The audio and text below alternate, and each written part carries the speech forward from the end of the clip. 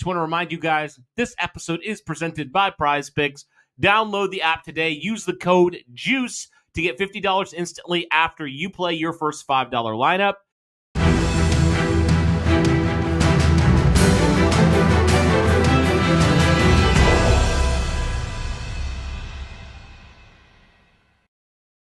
What is going on, Colts Nation? And welcome back to another episode of Bring the Juice. Your guys, Cody and Derek, back with another one, guys. Well, guys, the Indianapolis Colts have done something in free agency. They've signed multiple players now, but there still are a ton of needs for the Indianapolis Colts ahead of the 2025 NFL Draft. We're recording this in the middle of March, so there's obviously some moves that still could be made. But as it stands right now in the middle of March, over a week from the start of free agency, we want to kind of talk about some of the needs and rank them. We have 5 needs that we're going to talk about. Derek, I think you could probably have a couple more that you could throw in here too. We kind of just had 5 needs. Those needs in no particular order would be the offensive and defensive lines, the tight end position, the linebacker position as well. So within that, there's 5 different positions that we're going to talk about specifically. So let's start with number 5, the number 5 need for the Indianapolis Colts. It's not a need for a starter per se, but Derek, interior defensive line for the Indianapolis Colts, even with the signing of Neville Gallimore, it really is a need for the Indianapolis Colts. And if you don't believe me, go back and look last year when Grover Stewart and or DeForest Buckner were not on the field and tell me the product you saw from the Indianapolis Colts defense. That should explain it right there, for how bad it was behind those 2 guys. You need some true quality guys behind there. So what are your thoughts there on that interior defensive line here for the Colts? Yeah, no doubt. They still obviously need a ginormous amount of help there. You have your starters and DeForest Buckner and Grover Stewart. But, Cody, for the same thing we talk about the edge group, in a couple years, that's going to be the same thing too with the defensive tackle group as well. So, in a few years, the Indianapolis Colts are going to have to start looking for a full-time defensive line group, because DeForest Buckner certainly isn't going to keep this up for forever. And Grover Stewart, while he is a really good player, still can only do so much in his type of ability. So, like you said, you have those positions right now, which is good for the starters, but you don't have anyone once they come off the field. Who do you have currently that's going to be able to make any kind of impact or just in any way make sure that things don't fall apart when they go on the field, right? And, things were already bad on defense when DeForest Buckner and Grover Stewart were on the field last year to begin with. But then when they came off the field for the limited time that they did, it got even worse. So that's what you're trying to hope you can do here is, you hope you find a guy or two that, are going to be able to do anything to make sure that just nobody ends up making this defense just fall apart on the defensive line, particularly in the middle. So, yeah, I don't know what they'll do specifically. I imagine that Chris Ballard will be drafting one because this is a really deep defensive line group, particularly on the interior. So that would not surprise me in the slightest. And, there could still be some interior guys out there that Ballard tries to get in free agency. But no doubt that this is still going to be a need that Ballard has to address and will address. No doubt. Huge need for the Indianapolis Colts. And the reason why it's only number 5 is because, like you said, you have your 2 starters. They're going to primarily play, but you need a guy or multiple guys to step in there when needed. So that is the number 5 one, guys. Now moving to number 4. You already mentioned it, Derek, but edge is also a position for the Indianapolis Colts. And 2025, maybe you look at it and you say not necessarily, because obviously you just drafted Laiatu Latu, you have Kwity Paye, you have Samson Ebukam coming back, you have Taekwon Lewis, so you have 4 guys right there. But when you look a little bit deeper, Derek, into 2025 and beyond, you don't have a future there at defensive end, at least under contract currently, right? There's a lot of questions with Ebukam's injury, Kwity Paye. I mean, he's solid, but he's never been, that crazy sack guy. And, there's just a lot of question marks overall at the future of the edge position. So there's a lot of guys that might be around where the Indianapolis Colts are drafting at pick 14. So that is a question that people have had. And Derek, now we've seen the Indianapolis Colts in back-to-back off seasons heavily pursue some defensive linemen in free agency. We've seen them do that. So that tells me they are nowhere near content with that position. And right now, Derek, unlike defensive tackle, unlike interior defensive line, they don't have that all-pro level type of guy. Like DeForest Buckner has proven he can be that type of player. He can be a top player in his position. Grover Stewart, for what he does at one tech, he also is one of the better players in terms of run stopping. But you don't really have that when you're talking about edge guys. You don't have that true guy right now currently. Now, Latu, maybe he can become that, but currently where you stand, you don't have that, Derek. So you need to continue to find that, and that's why I think it's still a position that, yeah, we don't probably talk about it a lot, but we're trying to bring that up a little bit more in recent conversations because it really is a need. And I am so curious to see how the Indianapolis Colts address this need because I don't think they're done at that position. And I don't think they should be done at that position. Yeah, I mean, no doubt. The edge group, may not necessarily get a ginormous upgrade this year, but like you said, man, when it comes to the future of this position, the Colts do have to be looking forward to it. And, are you going to pay Kwity Paye the kind of money that he may want in the future? We saw what Dio Adangbo did and what he got, right? He got $16 million a year from the Chicago Bears. And albeit, I think Kwity Paye has a little bit more upside to him right now because you saw him actually get healthy over the last season and a half. You've seen the numbers go up a little bit. Hopefully this time with Charlie Partridge again and Lou Anarumo, maybe it could allow him to, be a little bit closer to 10 sacks. But, is Kwity Paye going to be that guy that's going to be like, hey, I want $20 million or $21 million a year, and are you willing to pay, somebody like that $21 million for 8.5 sacks, right? Is that worth it?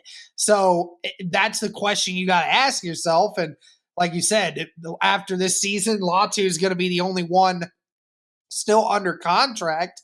And who knows if they're going to bring Ebukam back because, Ebukam is going to be 31 this year, just came off of a major injury. And it's hard to imagine that he'll be better than the player that he was when he got injured. So it definitely is a major concern for the Colts. Maybe not immediately at the start of this season, but for sure after this year, there's going to be some questions at that position that need to be answered.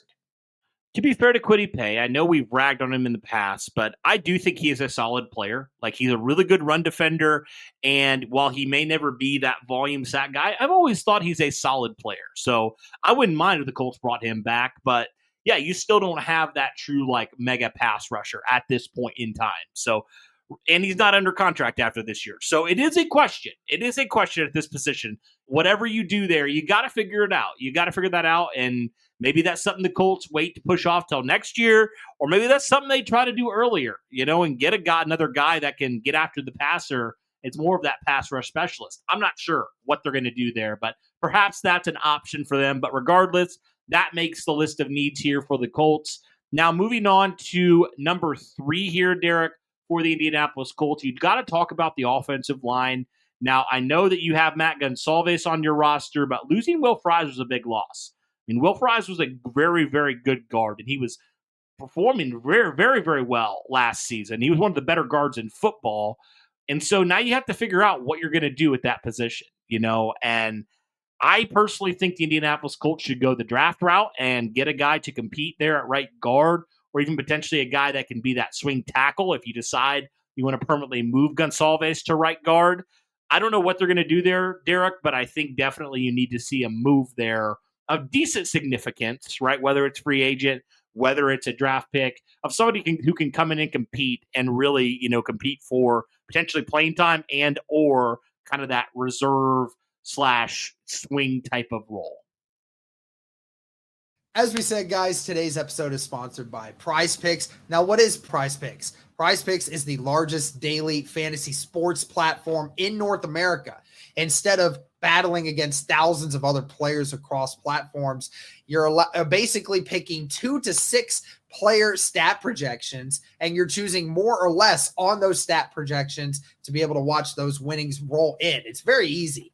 Do you guys want to play along at some of Prize Picks' favorite players like rapper Meek Mill and UFC fighter Sugar Sean O'Malley? Well, if you guys sign up today, you can find the community plays under the promos tab of the app to view the entries of some of the biggest names on the platform and be a part of that as well. You can now win up to 100 times your money on Prize Picks with as little as 4 correct picks. You can turn $10 into $1,000 just like that with NBA, NHL, and college basketball entries today on Prize Picks, America's #1 fantasy sports app. Like a lot of other things, guys, they also offer injury insurance, so your entries stay in play even if one of your players gets injured. So if someone exits the game in the first half and does not return in the second, that player projection won't count against you and the rest of your entry stays live. So it's a great bounce back for that one. What I love about the app as well, guys, is it's not just sports like NBA, NHL, football, and tennis, and baseball, and all these other things, but there's also a lot of others that go into it as well. If you like to place entries on video game situations like Call of Duty, CS2, Apex, if that's something that appeals to you, there's a wide variety of sports and video games and everything else that you can place entries on. And I love how expansive it is. Even just looking at the NBA, there's entries you can make with turnovers, with points. You can do combo deals, dunks, field goals attempted, all of these different things. So there's just so many different ways to make money off of these entries.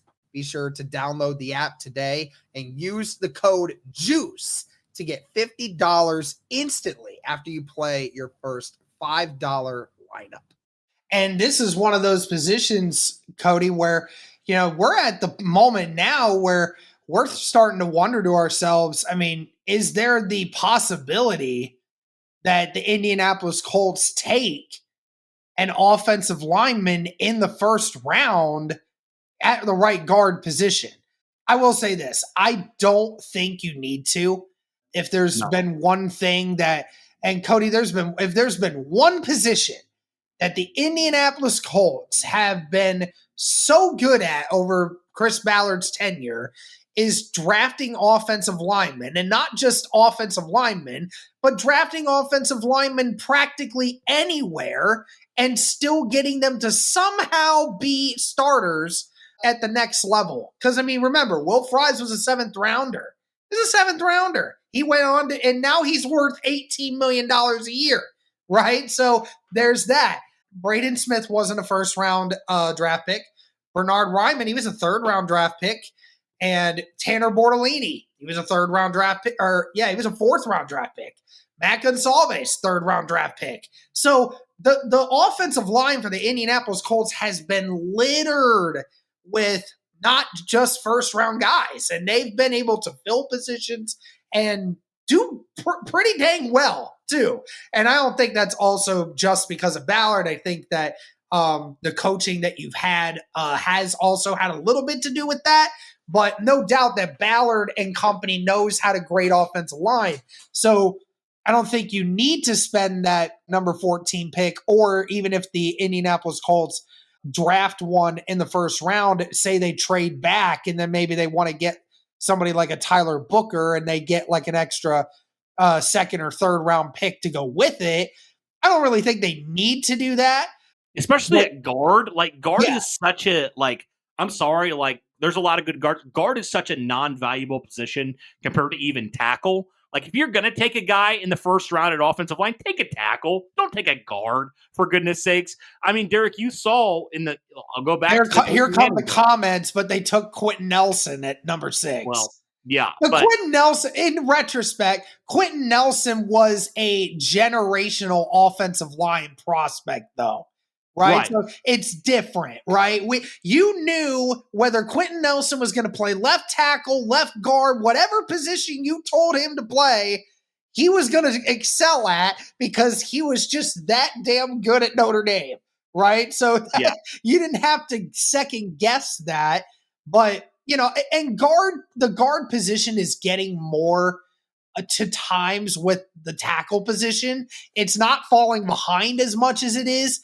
But you are right. Like, guard is a little bit more interchangeable. You don't have to have stars at the guard position in order to make your offensive line elite. It is more important to have better tackles than it is guards. But, I mean, no doubt that the Colts need to establish who their right guard is going to be for the future.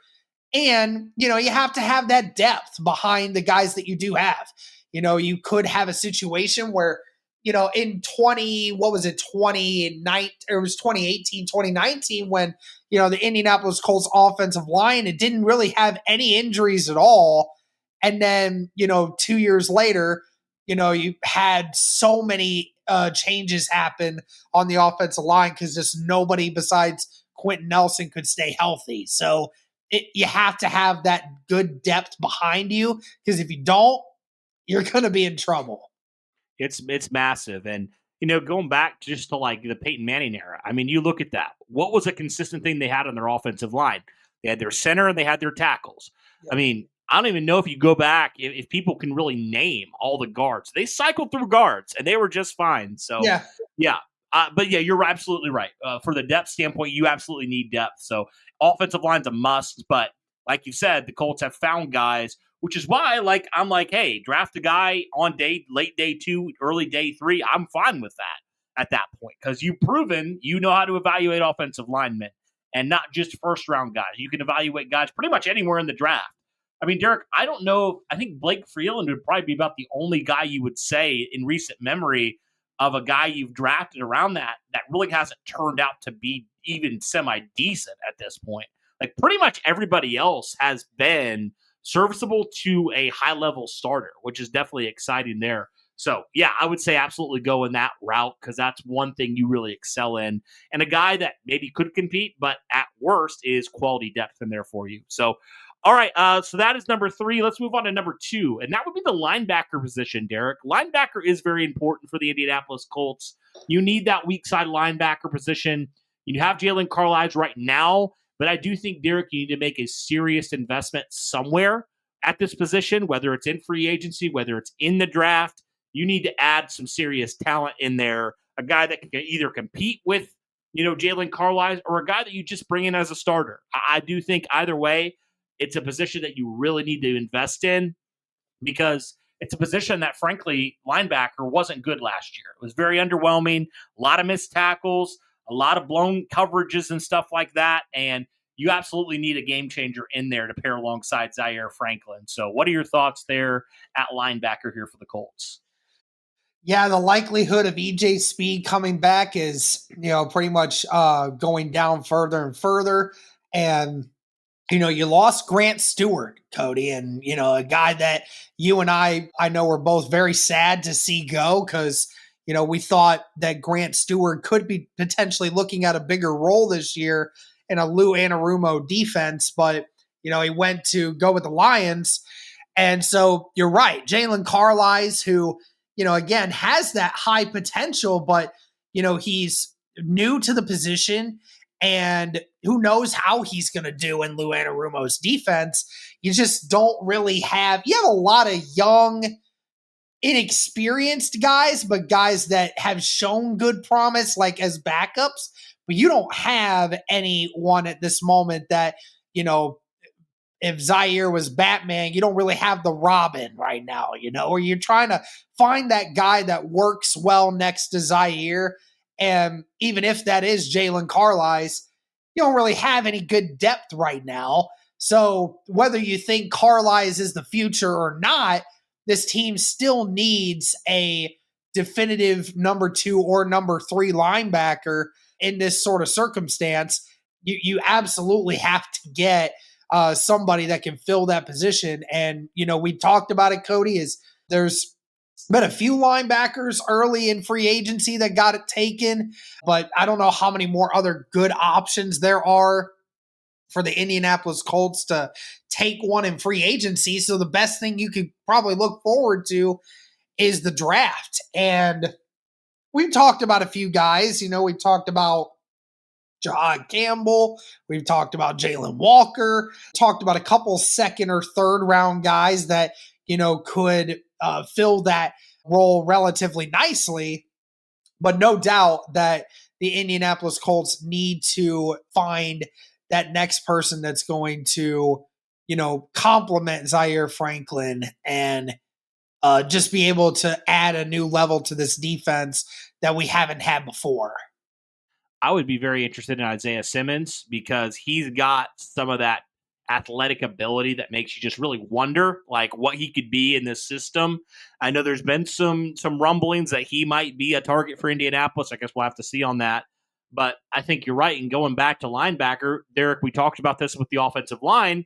Well, if there's another position the Colts have done a good job at evaluating, it's been the linebacker position. So even if it's not a first round pick, you could still go and get a guy on day 2, day 3 that you think can come in and compete because you've been able to identify those guys. And for the most part, you've had some guys that have actually performed and outperformed their draft stock. So that is definitely a thing for sure.